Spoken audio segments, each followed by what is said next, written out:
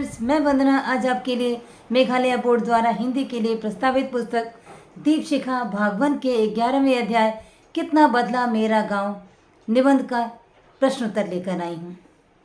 इसके पहले मैंने आपके लिए इसका सारांश या यूं कहें व्याख्या प्रस्तुत कर चुकी हूँ, जो मेरे चैनल पे अपलोड है। मैं उसको आई बटन में दे दूँगी, उसके लिंक को आप वहाँ से चेकआउट कर लीजिए। तो आज प्रारंभ करते हैं क्वेश्चन नंबर 1।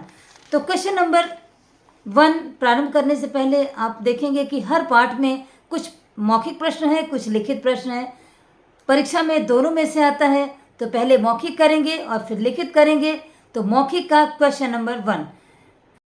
तो मौखिक का क्वेश्चन नंबर 1 एक मल्टीपल ऑप्शन क्वेश्चन है। क्वेश्चन ऐसा है कि लेखक काफ़ी दिनों से गांव क्यों नहीं जा पाए, उचित विकल्प चुनिए। इसमें 4 विकल्प आपको दिए गए हैं, आपको सब नंबर ग को चुन लेना है। तो सब नंबर ग में है कि वह नौकरी के उलझनों और नए व्यवसाय को शुरू करने में व्यस्त रहे, इसी के कारण वो गांव नहीं जा पाए थे। तो सब नंबर ग है, वही आपका करेक्ट ऑप्शन हो। तो जुगाड़ लेखक बताते हैं कि जुगाड़ पश्चिमी उत्तर प्रदेश के गांवों को कस्बों से जोड़ने वाला एक ऐसा वाहन है जिसको कि सड़कों पर उतारा गया है। वो यात्री को एक जगह से दूसरी जगह छोटे छोटे स्थानों पर ले जाने में बड़े सहयोगी होते हैं और यात्रियों को ढोने में वो महत्वपूर्ण भूमिका निभा रहे हैं। ये जुगाड़ जो हैं वो कैसे बने हैं, इसकी व्याख्यान करते हुए लेखक बताते हैं कि ये जुगाड़ रबड़ के पहियों वाली लकड़ी से बनी एक गाड़ी है।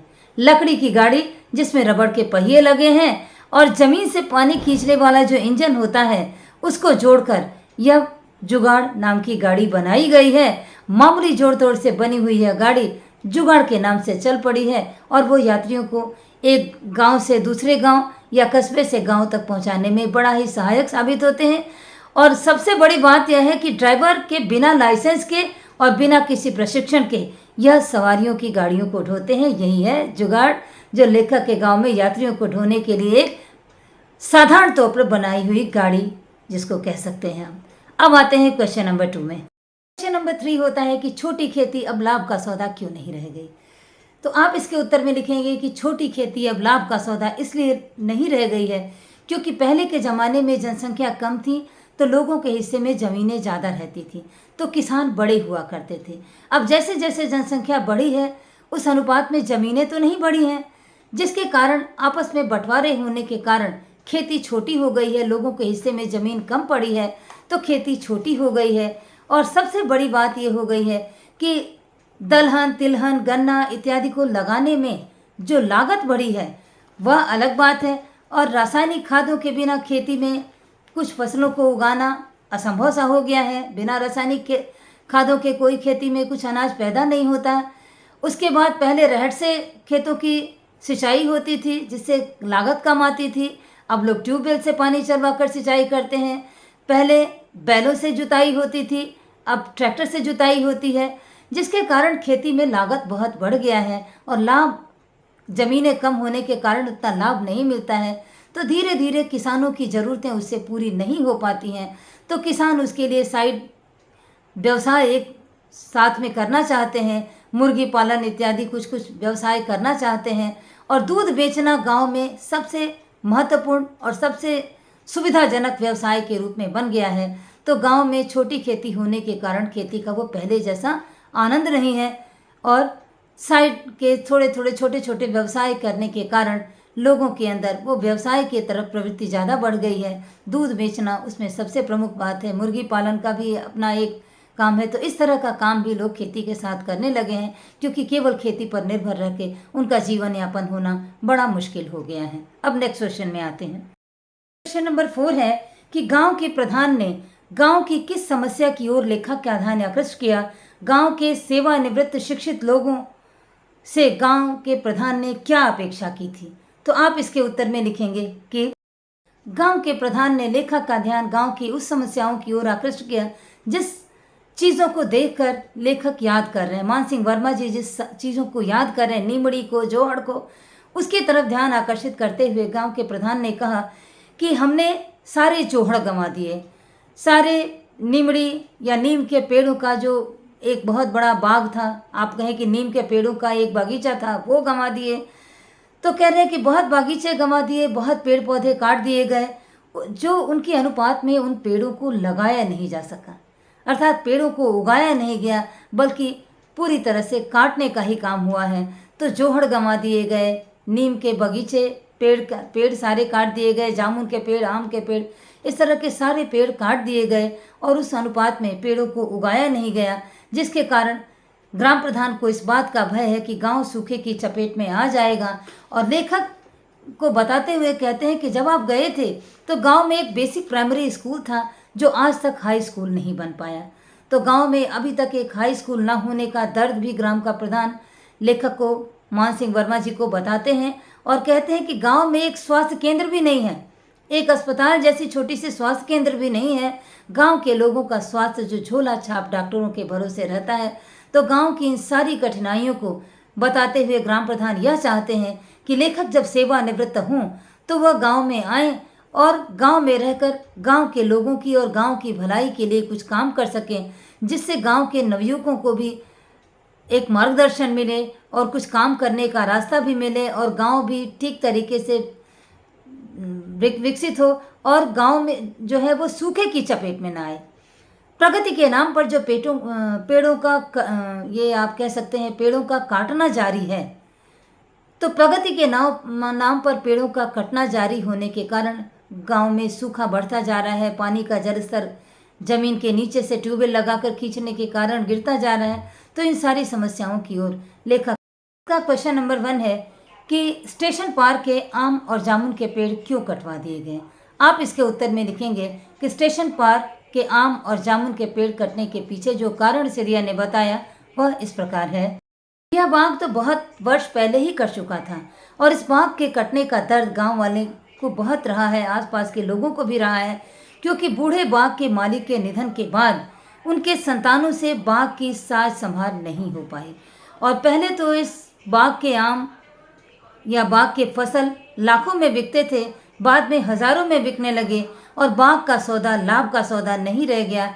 इसलिए बुजुर्ग व्यक्ति जो बाग की सुरक्षा किया करते थे, बाग के जो मालिक थे, उनकी मृत्यु के बाद उनके उत्तराधिकारियों ने उस बाग को कटवा डाला।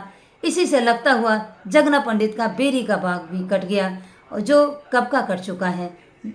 आने वाले लोगों की पीढ़ियों के द्वारा उसकी साज संभाल नहीं हो पाई और लाभ का सौदा बाग नहीं होने के कारण उन लोगों ने सारे बाग और पेड़ कटवा दिए।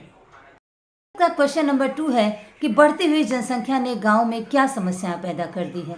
तो आप इसके उत्तर में लिखेंगे कि बढ़ती हुई जनसंख्या ने गांव में कई तरह की समस्याएं पैदा की हैं, जिसमें सबसे पहला कारण है कि बंटवारे के कारण ज़मीनों का बंटवारा जब हुआ तो खेती छोटी हो गई।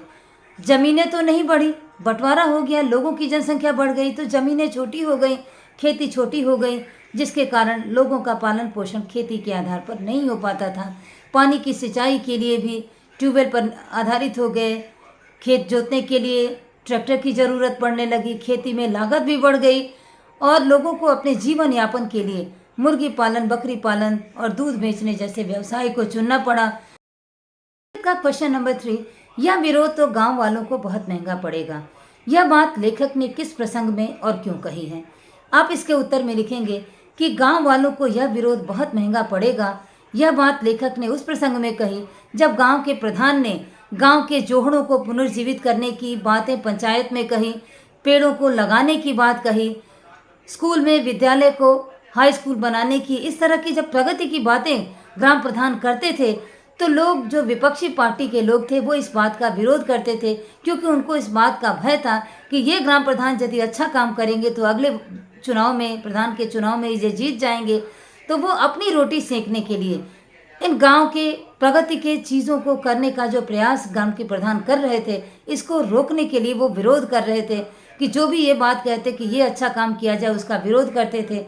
तो जब ये सारी बातें लेखक मान सिंह वर्मा को ग्राम प्रधान बताते हैं कि लोगों को केवल अच्छे कामों के जोड़ों को खोदने के बारे में प्रयास करने पर विरोध करते हैं, बाग लगाने के बारे में कहने पर विरोध करते हैं, तो ये सारी समस्याओं को जब गांव के प्रधान इनको बताते हैं लेखक मान सिंह वर्मा को, तो लेखक मान सिंह वर्मा कहते हैं कि यह विरोध किस लिए, गांव में जो भी कोई अच्छा काम होगा तो इससे सबका भला होगा, यह विरोध क्यों कर रहे हैं। अगर ये लोग इस बात का विरोध करते हैं तो बाद में इनको बहुत बड़ा खामियाजा भुगतना पड़ेगा और वातावरण में गर्मी होगी, पानी की कमी होगी, जल स्तर नीचे चला जाएगा और लोगों का रहना दूभर हो जाएगा, तो लोग किस तरह जीवन यापन करेंगे।